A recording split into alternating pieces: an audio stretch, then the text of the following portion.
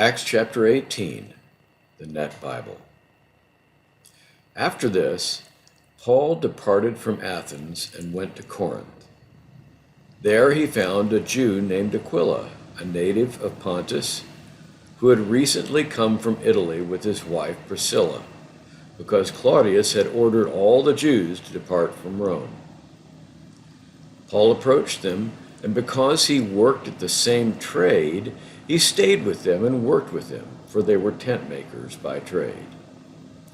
He addressed both Jews and Greeks in the synagogue every Sabbath, attempting to persuade them.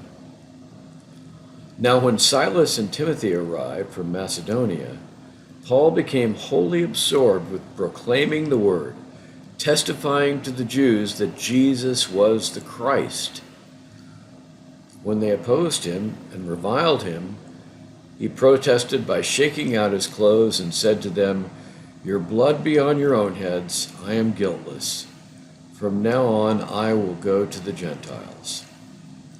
Then Paul left the synagogue and went to the house of a person named Titius Justus, a Gentile who worshipped God, whose house was next door to the synagogue. Crispus, the president of the synagogue, believed in the Lord together with his entire household, and many of the Corinthians who heard about it believed and were baptized.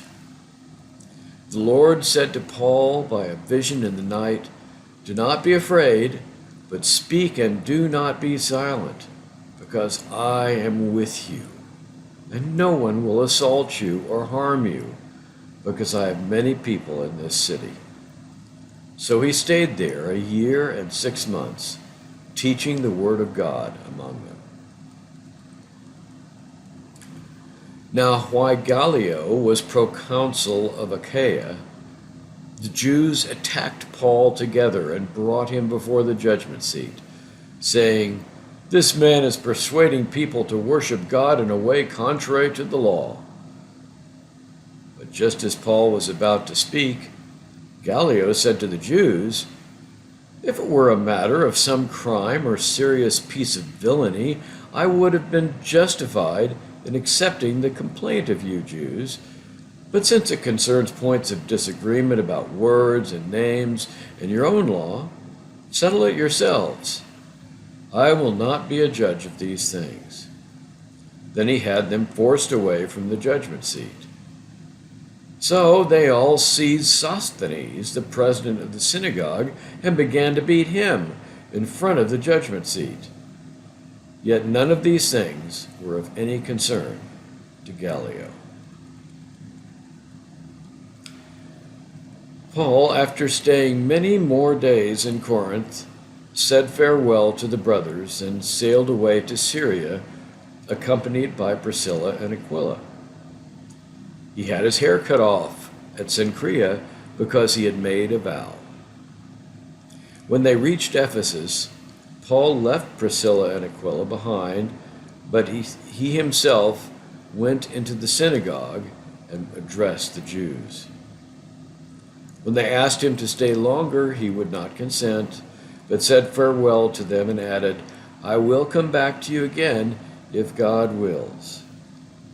Then he set sail from Ephesus, and when he arrived at Caesarea, he went up and greeted the church at Jerusalem, and then went down to Antioch. After he spent some time there, Paul left and went through the region of Galatia and Phrygia, strengthening all the disciples. Now there was a Jew named Apollos, a native of Alexandria, arrived in Ephesus. He was an eloquent speaker, well versed in the scriptures. He had been instructed in the way of the Lord, and with great enthusiasm he spoke and taught accurately the facts about Jesus, although he knew only the baptism of John. He began to speak out fearlessly in the synagogue, but when Priscilla and Aquila heard him, they took him aside and explained the way of God to him more accurately. When Apollos wanted to cross over to Achaia, the brothers encouraged him, and wrote to the disciples to welcome him. When he arrived, he assisted greatly those who had believed by grace, for he refuted the Jews vigorously in public debate, demonstrating from the Scriptures that the Christ was Jesus.